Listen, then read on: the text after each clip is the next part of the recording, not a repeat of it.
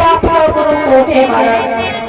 अब उसने सारी विद्या, सारी शिक्षा ग्रहण कर ली, सारे वेदों को मंत्र कंठस्थ कर लिए महाराज, लेकिन उसको ये नहीं पता कि पाप का गुरु कौन है। पिताजी ने कहा, बेटा जब तक कि तुझे ये नहीं पता चलेगा ना कि पाप का गुरु कौन है, मैं ये नहीं मानूंगा कि तूने सारी विद्या ग्रहण कर ली है, तुझे सारे ज्ञान प्राप्त हो गए हैं, तूने सारे वेदों ग्रंथों को कंठस्थ कर लिया है।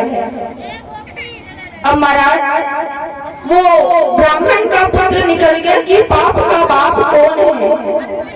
महाराज नगर नगर भ्रमण किया, गांव गांव गया, एक गांव में पहुंचा महाराज, बड़े जोर से उसे प्यास लगी थी, तो गांव में जैसे ही प्रवेश किया महाराज, एक बड़ा सुंदर सा घर है। उस घर के आंगन में महाराज गौ माता के गोबर से लेपन किया हुआ है, आंगन में तुलसी का पौधा लगा है महाराज, और जिसके आंगन में तुलसी का पौधा होता है ना महाराज, वो सच्चा वैष्णव होता है। क्यों? क्योंकि कहते हैं कि जब हनुमान जी भी पहली बार लंका गए थे ना, तो उन्हें भी विभीषण का घर वैसे ही पता चला था महाराज, क्योंकि विभीषण के घर में तुलसी का पौधा लगा हुआ था। जो भगवान का भक्त होता है ना महाराज, उसके घर में आपको हमेशा आंगन में तुलसी का पौधा दिखेगा महाराज। और जो सांसारिक जीवन में व्यस्त रहता है, जो सांसारिक जीवन से जो इधर इधर की बातों में महाराज ज्यादा बिजी रहता है, व्यस्त रहता है ना महाराज, उसके आंगन में आपको तुलसी का पौधा नहीं मिलेगा। उसके छत पे आपको एक तो टायर लटका हुआ मिलेगा महाराज, और या तो फिर एक मटका होता है ना, उसके कान और नाक बना के लटका दिया जाता है। तो उसी से पता चल जाता है महाराज कि इस घर में कोई व्यक्ति डरा हुआ है। और अगर घर में तुलसी का आंगन में सामने तुलसी का पौधा हो, गाय के गोबर से लेपन किया हो ना महाराज, तो समझ जाइएगा कि वो घर एक सच्चे वैष्णव का है।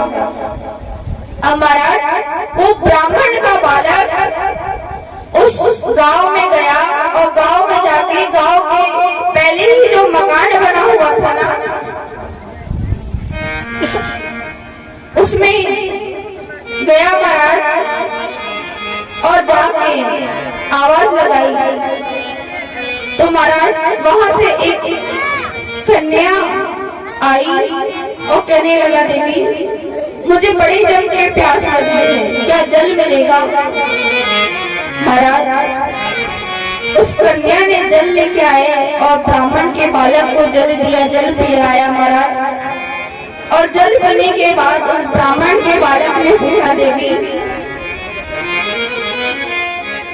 ये किस संत का घर है, कौन से वैष्णव का घर है देवी। तो वो कन्या मुस्कुरा के बोली, महाराज ये किसी वैष्णव का घर नहीं है, ये किसी ब्राह्मण का घर नहीं है महाराज, ये तो इस घर की, इस गांव की वारंगना का घर है। अब महाराज जैसे ही सुना ब्राह्मण के बालक ने राम राम राम राम कह के 2 फुट ऊपर उठा और कहने लगा, महाराज पाप के बाप को खोजने निकला था और मुझसे ही पाप हो गया।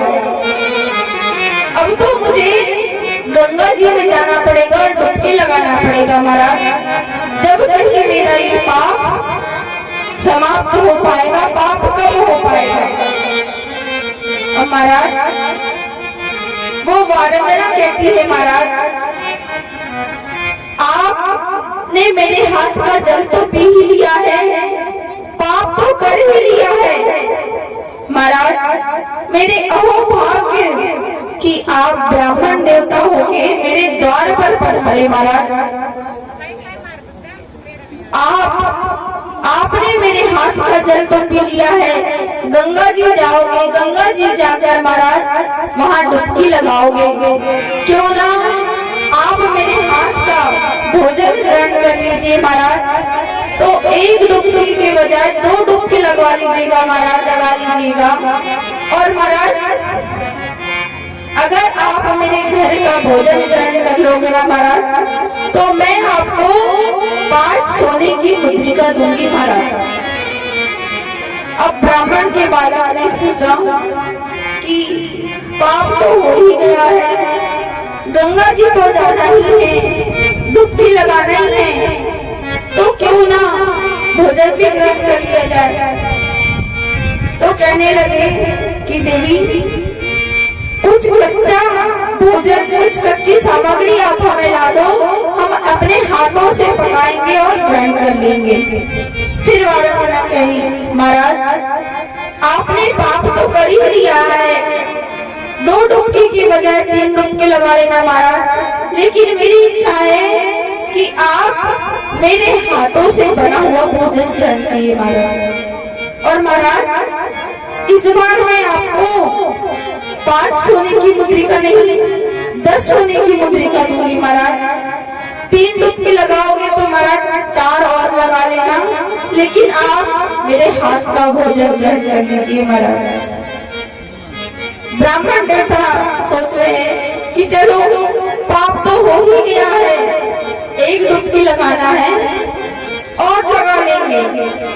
बोले ठीक है, भोजन बना के लाइए महाराज। अब वो वारंगना गई, भोजन बना के लाया महाराज। उन्होंने भोजन की थाली ले महाराज, ब्राह्मण देवता को आसन दिया, आसन पे बैठाला महाराज, उनके सामने भोजन की थाली रखी।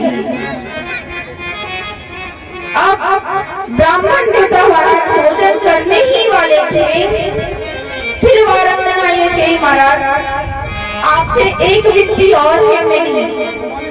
ब्राह्मण देवता ने कहा कहो।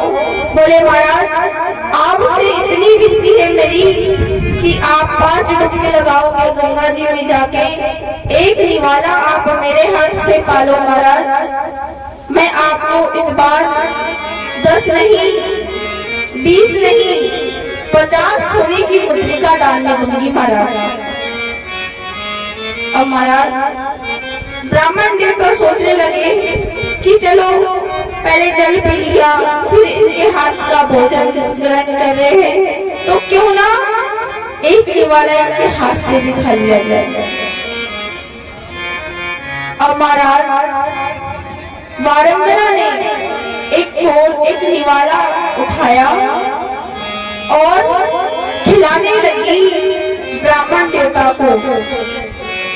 अब महाराज जैसे ही ब्राह्मण देवता ने अपना मुंह खोला, उस वारंगना ने निवाले को नीचे रखा, जोरदार से लगा दिया।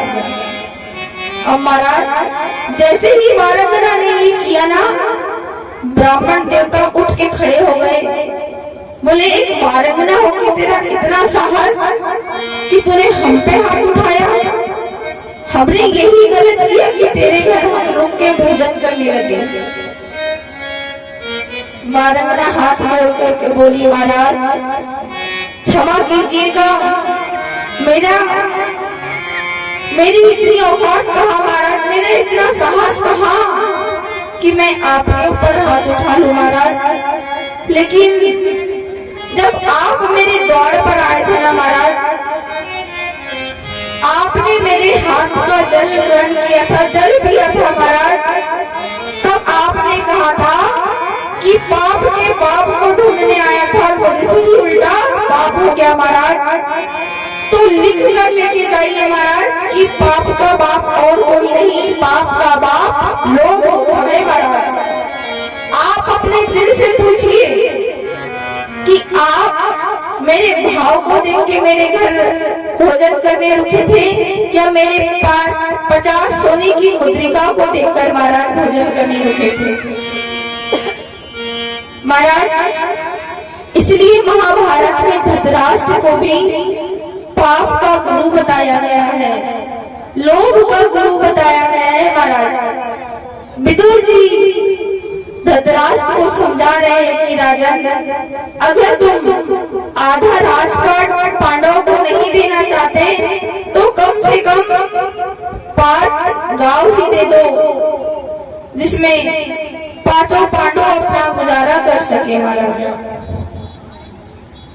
लेकिन धृतराष्ट्र नहीं माना और दुर्योधन भी नहीं माना महाराज। दुर्योधन ने विदुर जी का अपमान करके उन्हें सभा से निकाल दिया महाराज। मंत्री पद उनका छीन लिया और उन्हें लज्जित करके वहां से भरी सभा में से महाराज निकाल दिया।